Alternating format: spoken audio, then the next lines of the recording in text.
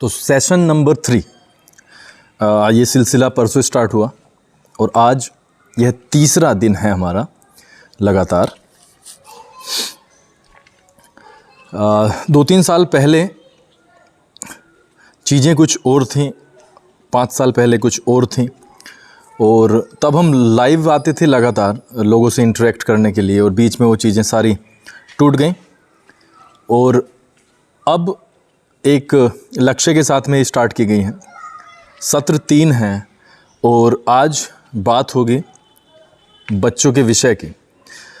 वह विषय जो शायद बच्चों की नज़रों में, गार्जियंस की नज़रों में सबसे अव्वल दर्जे पे आता है। बात होगी मैथमेटिक्स की। और पहले सोच रहे थे कि सिर्फ गणित की बात करके और चीज़ों को समाप्त करेंगे, लेकिन गणित, अगर मैं सीबीएसई की बात करूं यानी इंग्लिश मीडियम की बात करूं, तो इंग्लिश के बारे में बात ना हो तो बातें अधूरी ही रहेंगी। तो आज बात होगी इंग्लिश की भी। 2014 में जब विद्यालय खुला तो हमारा प्राइम फोकस जो था वो था सिर्फ इंग्लिश पर, और इंग्लिश में हमने बच्चों को उस दिशा में आगे बढ़ाया जहाँ से चीज़ें उन्हें आसान लगने लगें। हमने इंग्लिश ग्रामर को प्राथमिकता दी, और इंग्लिश ग्रामर को हमने प्राथमिकता भी इसलिए दी क्योंकि इंग्लिश ग्रामर के बिना, मेरे विचार से, जहाँ तक हमारा व्यक्तिगत मानना है, इंग्लिश ग्रामर के बिना चीज़ें अधूरी होती हैं।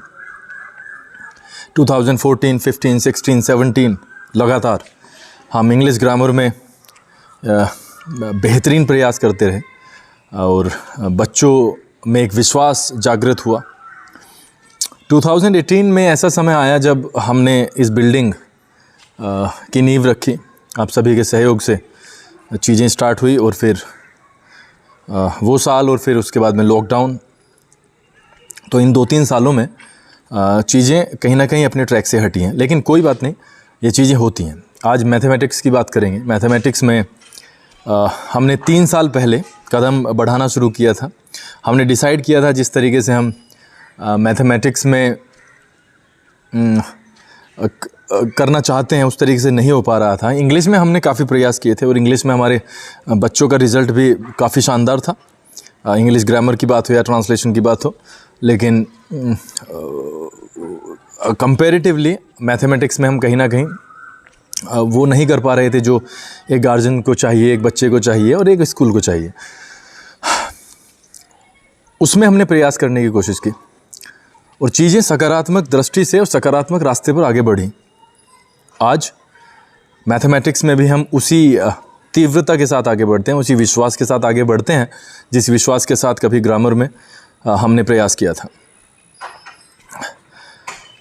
मैथमेटिक्स की, गणित की विशेष तौर पर मैं यहाँ पर बात करना चाहूँगा। आज बहुत सारे बच्चे इससे डर कर भागते हैं। मेरे विचार से उन्हें ऐसा नहीं करना चाहिए, क्योंकि mathematics is one of the easiest subjects in the 5 subjects. I think 5 subject होते हैं कक्षा 10 में, और 5 सब्जेक्ट में अगर सबसे हल्का सब्जेक्ट है तो वो मैथमेटिक्स है। ये बात का मेरी आप विश्वास मानिए, और आप पाएंगे भी, अगर आप विश्वास के साथ चीज़ों को करना स्टार्ट करते हैं तो आप पाएंगे भी कि जिस चीज़ से हम डर कर भाग रहे थे उसमें डरने जैसी कोई भी बात नहीं थी। ठीक है, तो ये तो चीज़ें कभी ना कभी हमें परेशान करेंगी ही। अगर हम किसी चीज़ से डरना स्टार्ट करते हैं तो वो हमेशा हमें परेशान करती है। हमने कई बार बच्चों को यह करते हुए देखा है कि वो क्लास में बैठा है, टीचर ने सवाल समझाया, और उसके बाद में बारी आती है पूछने की कि सवाल समझ आया या नहीं आया, और बच्चा सिर्फ इस उद्देश्य के साथ कि आज का दिन पास करना है, बस उसे आज का दिन बिताना है, और वो हाँ में आंसर करता है। वहाँ से स्टार्ट होती हैं उसकी प्रॉब्लम्स, वहाँ से स्टार्ट होती हैं स्कूल की प्रॉब्लम्स। मेरे विचार से बच्चों को कभी ऐसा नहीं करना चाहिए। बच्चे अगर ऐसा करेंगे तो कहीं ना कहीं वो टीचर को धोखे में रखते हैं, और जब चीज़ें कई दिन के बाद सामने आती हैं तो वो कलेक्शन बन जाता है इनकम्प्लीट चीज़ों का। इनकम्प्लीट चीज़ों का कलेक्शन बनने के बाद बोझ पड़ता है, और वह बोझ हर बच्चा नहीं झेल पाता, और इसी के कारण बच्चों की कैटेगरी होती है बच्चों की कैटेगरी बांटनी ही पड़ती है, बच्चों की कैटेगरी अपने आप बढ़ जाती है। कोई बच्चा अच्छा होता है, कोई बच्चा बुरा होता है, तो वो कुछ पैदाइशी ऐसा नहीं होता। वो विद्यालय में जिस बच्चे का जैसा अप्रोच होता है वो उसी कैटेगरी में अपने आप को स्थापित कर लेता है। मेरा विचार है कि मैथमेटिक्स को आप बड़े इंटरेस्टिंग लेवल पर लें, इंटरेस्ट दिखाएं और आप हमारी क्लास अटेंड कर सकते हैं। मैं आपको गारंटी देता हूँ, जो आप अपने आप को ये मानता होगा कि मुझे मैथमेटिक्स से डर लगता है, मैं भागता हूँ मैथ से, मैं आपको गारंटी देता हूँ आप मैथमेटिक्स में इंटरेस्ट लेने लगेंगे और सवाल करने लगेंगे, और जैसे ही आप सवाल करते हैं आपसे हल होना शुरू हो जाता है और वो आपकी लाइफ का टर्निंग पॉइंट होता है एज अ सब्जेक्ट। तो आप इसमें ज़रूर रुचि दिखाएं। दूसरी समस्या, जो सबसे बड़ी समस्या मैं यहाँ पर कहूँगा, वो आती है लैंग्वेज की। मैथ्स में जब हम चीज़ें करते हैं या किसी भी सब्जेक्ट में, तो जिस भाषा में हमारी किताबें होती हैं वही सब्जेक्ट अगर हमारा कमज़ोर, वह भाषा ही कमज़ोर हो, तो हम कहाँ से कुछ कर पाएंगे। बिल्कुल, अगर हमारी किताबें मैथमेटिक्स की किताबें या साइंस की किताब या हमारे सोशल साइंस की किताब, सामाजिक विज्ञान की किताब इंग्लिश में है, तो हमारी भाषा इंग्लिश का मजबूत होना बहुत ज़रूरी है। और इसमें बहुत बड़ा रोल प्ले करता है इंग्लिश ग्रामर। हमारे आसपास बहुत सारे स्कूल्स के बच्चों ने हमें बताया और सुना भी होगा आपने कि बहुत सारे स्कूल्स में इंग्लिश ग्रामर पर ध्यान नहीं दिया जाता है। अब वो ध्यान देते हैं, वो किस प्रकार देते हैं, वो उस पर कमेंट करना मेरा विषय नहीं है। लेकिन जेनेटिक ने यह विश्वस्त किया है, यह निश्चित किया है कि हर बच्चे को इंग्लिश ग्रामर में हम एक सही दिशा देंगे, इंग्लिश ग्रामर को हम मजबूत बनाने की तरफ बढ़ेंगे। और इंग्लिश ग्रामर जैसे ही मजबूत होती है, उसका ट्रांसलेशन का जो पार्ट है वो ऑटोमेटिक मजबूत होना शुरू हो जाता है। बहुत सारा पोर्शन मैथ्स में ऐसा है जिसमें हम इंग्लिश ग्रामर के बिना कुछ नहीं कर सकते हैं। लैंग्वेज की जो प्रॉब्लम्स आती हैं वो आप किस तरीके से बिना ट्रांसलेशन किए कर सकते हो। अब इसमें भी दो चीज़ें आ जाती हैं। कई बच्चे एक किताब चुन लेते हैं और किताब चुनने के बाद में उन्हीं सवाल को करते रहते हैं, उन्हें रट जाता है वो। लेकिन जैसे ही सवाल का रूप बदलता है, सवाल की थोड़ी सी लैंग्वेज बदलती है, वो मार खा जाते हैं। तो जब हम चीज़ें बहुत आराम से कर ही सकते हैं, तो हमें इस तरीके से संघर्ष करने की ज़रूरत क्या है। हमने इंग्लिश ग्रामर को बहुत अलग लेवल पर हमने चलाया है। बहुत सारी क्लासेस भी होती हैं, 1.5 घंटे की, 2-2 घंटे की क्लासेस लगातार होती हैं। और अब की बार भी 5-6 क्लासेस ऐसी हुई हैं जो टर्निंग पॉइंट है आपके सेशन के लिए। उसमें टेंसेस, उसमें एक्टिव एंड पैसिव वॉइस, उसमें डायरेक्ट इनडायरेक्ट की बातें हमने सिखाई। और बहुत सारे बच्चों को, अगर मैं 9th-10th की बात करूं तो बहुत सारे बच्चों को आ भी गई हैं। अब जैसी स्थिति कंफर्टेबल होती है तो हम 5-6-7-8 के लिए अलग अलग टाइम टेबल के अनुसार, अलग अलग समय के अनुसार हम उनके लिए योजनाएं बनाएंगे, किस तरीके से उन बच्चों को विश्वास के साथ आगे बढ़ाना है। कई बार आपने देखा होगा कि बच्चा जब पढ़ने बैठता है तो इंटरेस्ट खोने लगता है। उसका इंटरेस्ट खोने का सबसे बड़ा कारण ही यही होता है कि कहीं ना कहीं उसे समझ नहीं आया, और समझ नहीं आया तो उसके मन को तो पता ही है कि होगा नहीं, और जो चीज़ होगी नहीं तो उसमें वो बैठता भी नहीं है। वो अन्य लोगों को नहीं पता होता, लेकिन वो उस बच्चे को पता होता है वो कर क्यों नहीं रहा है। अगर उस पर आ जाता, अगर वो समझ जाता बहुत अच्छे तरीके से, तो शायद वो कर पाता। आप देखना, जो चीज़ हमारी आराम से समझ आ जाती है, जो चीज़ हमें आती है, हम उसे करने में बड़ा इंटरेस्ट दिखाते हैं। मैं आपको एग्जांपल देता हूँ। अगर एक बच्चा क्रिकेट पसंद करता है और उसे आप फुटबॉल खेलने के लिए कह दें, तो वो कहाँ से खेल पाएगा, ना ही वो इंटरेस्ट दिखाएगा। उसी के साथ अगर कोई बच्चा फुटबॉल खेलता है और आप उसे क्रिकेट खेलने के लिए दें, तो वो क्रिकेट नहीं खेलेगा। बिल्कुल उसी तरीके से अगर मैथमेटिक्स हमें समझ ही नहीं आया तो हम करेंगे भी क्यों। इंटरेस्ट डेवलप करना हमारी सभी की जिम्मेदारी, यहाँ पर हमारी और घर पे एक अभिभावक की।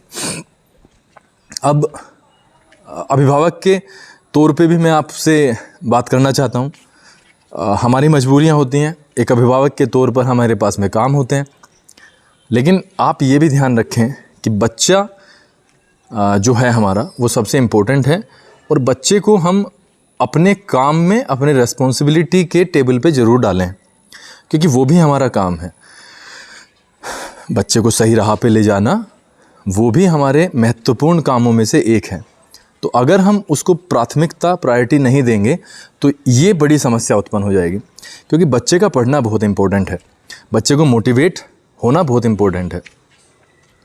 तीसरे नंबर पे ट्रांसलेशन की बात करूँगा और स्पेशली सोशल साइंस की बात करूँगा। जब हम पढ़ते थे तो हमें चैप्टर पढ़ाया जाता था, हिंदी में पढ़ाया जाता था और हम उसको समझ के करते थे और हम उसको रट के करते थे।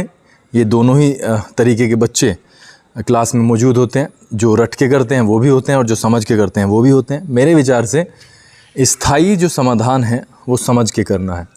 रटना इज़ टेम्परेरी, रटा हुआ कभी ज़्यादा लंबे समय तक नहीं टिक पाएगा, लेकिन समझा हुआ हमेशा सालों साल चलेगा। हमने इंग्लिश ग्रामर को ट्रांसलेशन से जोड़ने का प्रयास किया है। हम पैराग्राफ राइटिंग और ये मान के चलिएगा जैसे हमारे पैराग्राफ्स होते हैं इंग्लिश में चैप्टर में या सोशल साइंस में या साइंस में, हम उनको सीधा ग्रामर से कनेक्ट करने की कोशिश कर रहे हैं।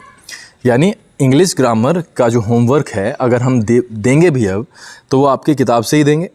यानी आपको सेंटेंस नहीं बोले जाएंगे, आपको सिर्फ ट्रांसलेट करके लाना है। आपको चैप्टर का नाम बताया जाएगा और आपको ये बताया जाएगा page number this is to be translated, आपको वो ट्रांसलेट करके लाना है। उससे दो फ़ायदे होंगे। सबसे पहली चीज़, ट्रांसलेशन में तो आपको फ़ायदा होगा ही, दूसरी चीज़ आपके सिलेबस में आपको बहुत बड़े लेवल पर फ़ायदा मिलेगा, राइट। तो ये चीज़ें भी हम साथ ही साथ लेकर के चल रहे हैं। हमें गार्जियन के सपोर्ट की इस बार बहुत ज़्यादा ज़रूरत है। ज़रूरत इसलिए है क्योंकि पिछला 1.5 साल 2 साल आप सभी जानते हैं क्या हुआ है। मैथमेटिक्स में चिंता न करें, मैथ्स में हम हैं। आपको सिर्फ एक बात को श्योर करके रखना है कि आप अपने बच्चों को, और बच्चों के लिए भी मैं कहता हूँ आप रोज़ आए, रेगुलर आए। गार्जियन से ये अनुरोध है कि वो अपने बच्चे को रेगुलर बेसिस पे भेजें, बिना वजह नहीं, मैं ये कहूँगा कि छुट्टी नहीं करें। आप बहुत बड़े रेयर केस में फंसी गए हैं तो आप छुट्टी कर सकते हैं, लेकिन बच्चे की कृपया करके छुट्टी ना कराएं। बच्चा छुट्टी करता है उसका कारण पिछड़ने का यही है। दूसरी चीज़, गार्जियन से मेरा ये अनुरोध है कि जैसे ही आप गलत एक्टिविटी देखते हैं, गलत इन द सेंस आप देखते हैं कि आज बच्चा पूरे दिन पढ़ा ही नहीं है, तो आप स्कूल में आकर संपर्क ज़रूर करें। बच्चे को कम से कम ये ज़रूर फील करवाएं कि हमारे जो संपर्क हैं वो सीधे स्कूल में होते हैं और हम यहाँ पर एक्शन ज़रूर लेंगे, हम अपने लेवल पर एक्शन लेंगे। और अगर ये चीज़ें ये परंपरा में आ जाती हैं, ये एक ट्रेडिशन बन जाती है कि अगर मैं नहीं पढ़ा या पढ़ी तो पापा या मम्मी स्कूल में संपर्क करेंगे और फिर पनिशमेंट की स्थिति भी उत्पन्न हो जाएगी। अगर ये परंपरा हम स्थापित कर पाते हैं, उत्पन्न कर पाते हैं, तो बहुत बड़ी जीत होगी बच्चों के दृष्टिकोण से। तो आज जो मेरा यही टारगेट था कि मैथ से घबराए ना। आप मैथमेटिक्स की कक्षा 10 तक की सारी समस्याएं मुझसे पर्सनल डिस्कस कर सकते हैं। मैं सलावा गांव के लिए, अपने गांव के लिए, क्योंकि बहुत बड़ी समस्या है कक्षा 11 और 12 के लिए, मैं पर्सनल लेवल पर कक्षा 11 और 12 के लिए कुछ इंतज़ाम कर रहा हूं। भगवान से यही प्रार्थना है कि वो आशीर्वाद बनाए रखे और बहुत जल्द हम कक्षा 11 और 12 की जो भी समस्याएं हैं उनको कम से कम मैथमेटिक्स की तो हम सोल्व करने की पूरी कोशिश करेंगे। मेरा व्यक्तिगत उस पर पूरा ध्यान है और ध्यान सिर्फ इसलिए है क्योंकि हमारे बच्चों को कक्षा 11 और 12 में सरधना के बहुत चक्कर काटने पड़ते हैं, तो हम उसको भी हल करने की तरफ आगे बढ़ रहे हैं। रोज़ उस पर 3-4-5 घंटे व्यतीत भी करते हैं और चीज़ों को सीखने की भी कोशिश कर रहे हैं। लेकिन जैसे ही हम आश्वस्त होते हैं, बिना आश्वस्त हुए हम कोई भी डिसीजन लेने वाले नहीं हैं बच्चे के भविष्य के साथ, बच्चे के समय के साथ। तो जैसे ही हम आश्वस्त होते हैं कि हाँ अब हम 11 और 12 को अच्छे तरीके से उस लेवल पर समझा सकते हैं, उस लेवल पर बना सकते हैं जिस लेवल से वो तरक्की के मार्ग पर जाएगा, उस दौरान हम ज़रूर खुल कर के सामने आएंगे कि हाँ अब हम अवेलेबल हैं कक्षा 11 और 12 के लिए और उस दिशा में हम सकारात्मक रूप से आगे बढ़ रहे हैं। आप चिंता न करें, आपसे सहयोग की मैं सिर्फ कामना कर सकता हूँ। आपका सहयोग आपके बच्चे के लिए, विद्यालय के लिए, हमारे लिए और आपके फ्यूचर के लिए, सभी के लिए एक सकारात्मक कदम होगा और मेरे विचार से आपको मदद करनी चाहिए।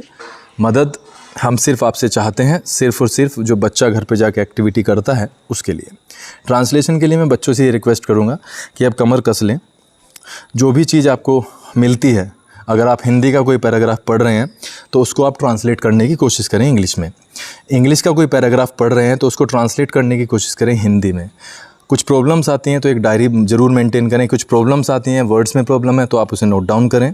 आप मुझे व्हाट्सएप कर सकते हैं, आप अगले दिन आकर के टाइम ले सकते हैं, आपको समय मिलेगा बेझिझक आप हमें बताएं, बिना घबराए बताएं, क्योंकि यही एक मात्र रास्ता है चीज़ों से पार पाने का। आपके आज के समय के लिए हम आपके आभारी हैं, आपने इतना विश्वास दिखाया है। आपसे सिर्फ इतनी और रिक्वेस्ट करूँगा कि आप इस वीडियो को शेयर करें और सजेशंस, मैंने कहा है आपके सुझाव हमारे लिए बहुत इम्पोर्टेंट है, बहुत महत्वपूर्ण है, तो आप ज़रूर सुझाव दें। हम नर्सरी से और कक्षा 10 तक के बच्चों के लिए आपसे सभी से सुझाव मांगते हैं कि हम यहाँ पर क्या कर सकते हैं बेहतर काम करने के लिए। और आप सभी हमारे बड़े हैं तो आप स्कूल को, विद्यालय को अपना मानकर नहीं बल्कि ये समझिए कि आपका ही है। इस सोच के साथ में विद्यालय को आप सुझाव दें और बच्चों की प्रगति के लिए अपना योगदान दें। बहुत बहुत धन्यवाद। शुभ रात्रि और आपका जीवन मंगलमय हो।